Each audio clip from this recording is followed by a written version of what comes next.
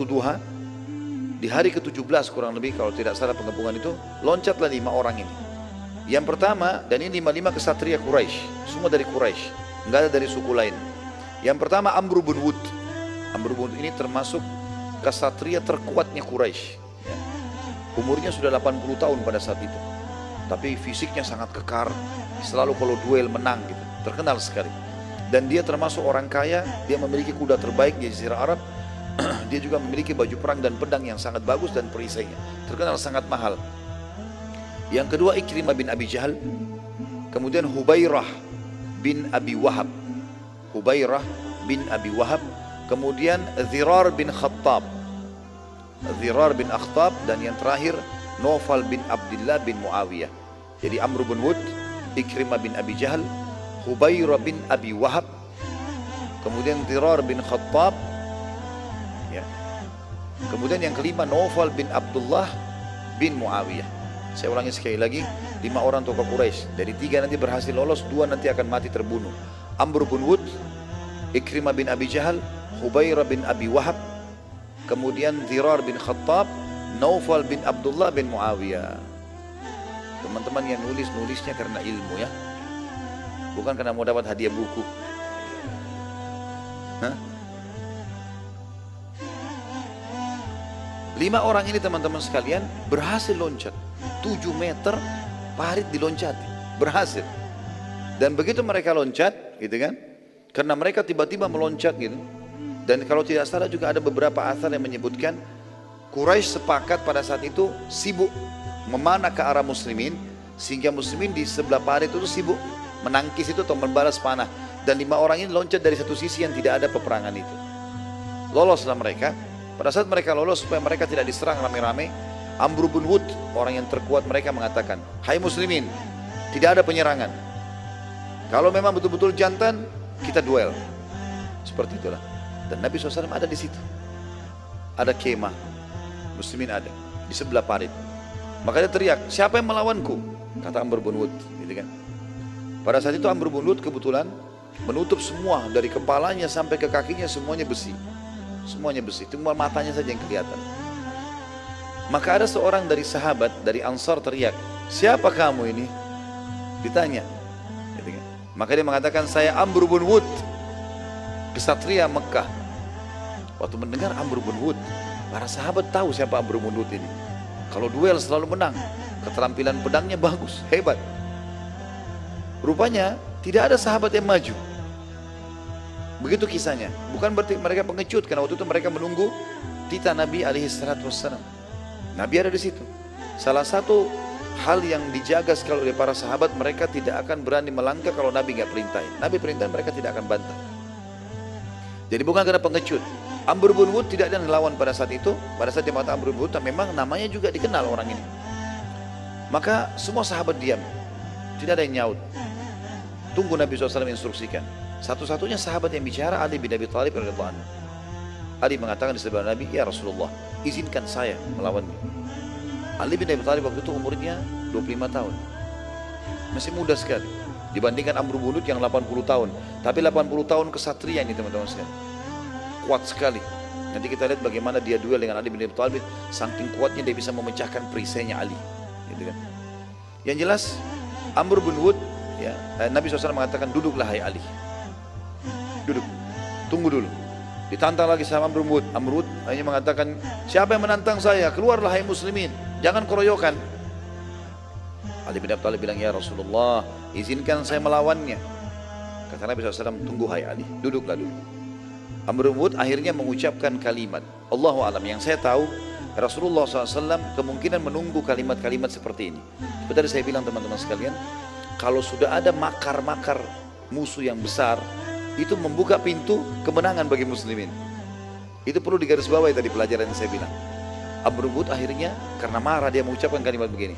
Katanya kalian dijanjikan kalau mati masuk surga. Dan membunuh orang kafir berarti tidak akan bersatu bersama mereka di neraka. Kan memang ada hadis Nabi begitu ya. Siapapun yang membunuh seorang kafir di kancah peperangan, dia tidak akan bersatu dengan si kafir itu di neraka. Maksudnya dijamin bagi si muslim masuk surga. Karena si kafir akan masuk neraka. Kalian juga kalau mati syahid akan masuk surga, mendapatkan bidadari sekian dan sekian. saya sudah menantang kalian. Kata Nabi SAW, sekarang hai Ali, silakan keluar. Lalu Nabi SAW doakan. Pada saat itu Ali pun keluar.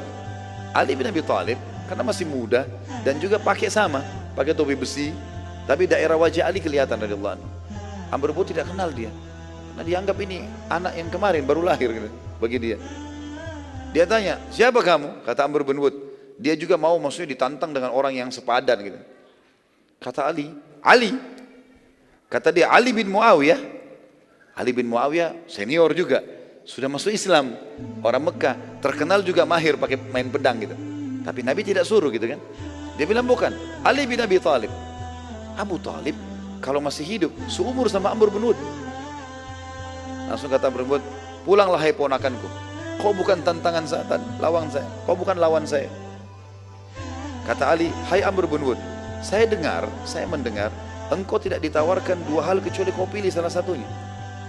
Karena kalau kau nolak berarti kau malu gitu kan. Dia bilang benar. Apa itu? Kata Ali, saya tawarkan kamu dua hal.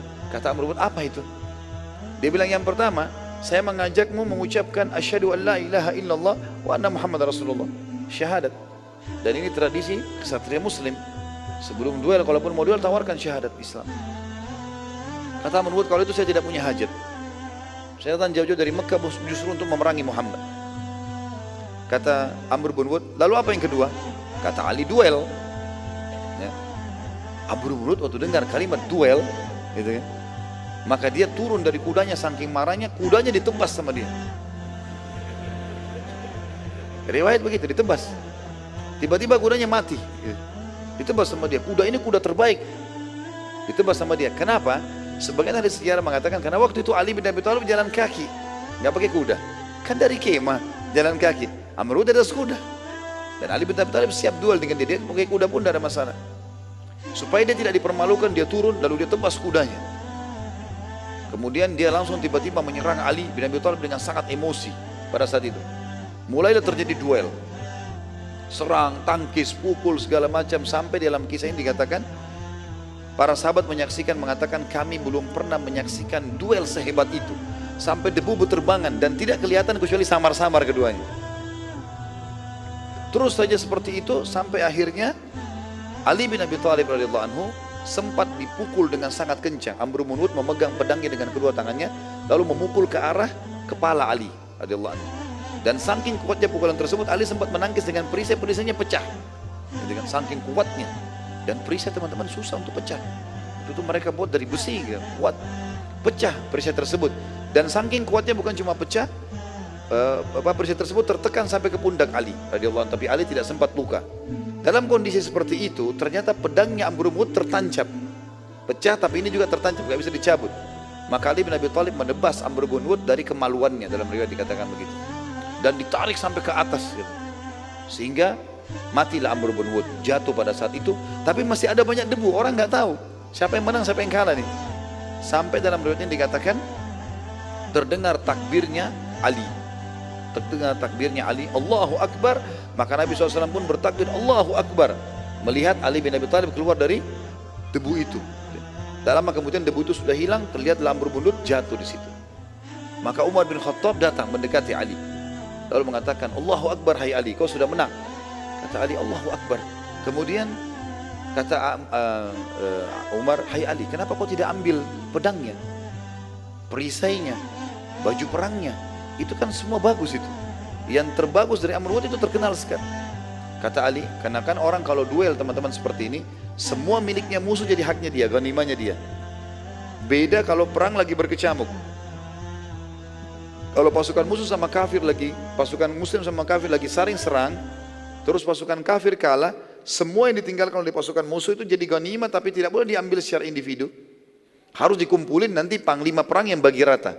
Kalau ada orang yang ngambil duluan, itu namanya berkhianat. Dan itu dosa besar.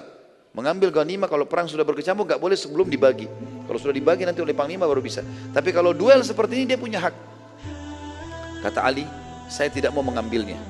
Karena tadi waktu saya sedang menebasnya, saya melihat sendiri auratnya terbuka. Dan saya benci dengan dia, dan saya benci juga dengan hartanya. Saya tidak ingin semuanya. Melihat Amr bin Wud dikalahkan oleh Ali bin Abi Thalib, teman-teman sekalian, yang mereka anggap orang ini paling hebat sekali dalam berperang. Dan keempat orang tadi, orang Quraisy, termasuk Ikrimah bin Abi Jahal. Ikrimah bin Abi Jahal seumur dengan Ali bin Abi Thalib. Dan dia tahu Amr bin ini seperti gurunya dalam keterampilan bela diri lah. Dikalahkan oleh Ali bin Abi Thalib, berarti Ali lebih hebat nih. Tiba-tiba mereka semua melarikan diri. 3 orang berhasil melarikan diri. Yang melarikan diri itu adalah semua kecuali Naufal bin Abdullah bin Muawiyah, orang yang kelima tadi. Naufal ini paling terakhir. Ikrimah sempat lari, Hubairah sempat lari, Zirah dari sempat lari. Kemudian dikejar, tinggal si Naufal di paling belakang. Mereka bertiga sempat loncat dari parit. Yang satu ini pas mau loncat oleh Zubair dikejar.